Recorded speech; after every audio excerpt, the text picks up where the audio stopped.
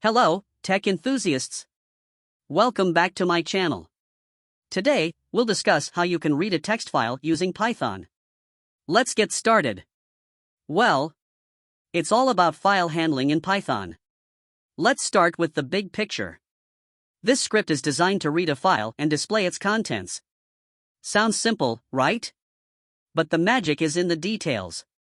Okay, let's dissect this line by line. First up, we have the read_file function. This function takes an address as an argument. Its primary job is to open the file located at that address and read its contents. This with statement ensures that the file is properly closed when we're done with it. But what happens if the file doesn't exist at the specified address?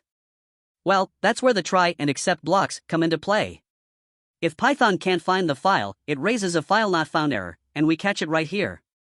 Even if the file exists, there could be other issues like file permissions or something unexpected.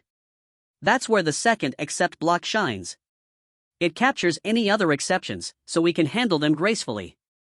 Now, let's talk about the file_path variable. This is the address of the file we want to read. You can see it set to c:/users/extreme gaming martin/desktop/test.txt in this example. You should replace it with the path to your own file. Finally, we call the read_file function with our file_path as an argument. This returns the content of the file, and we store it in the data variable.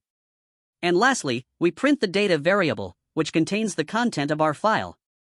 In this case, it will display the contents of test.txt.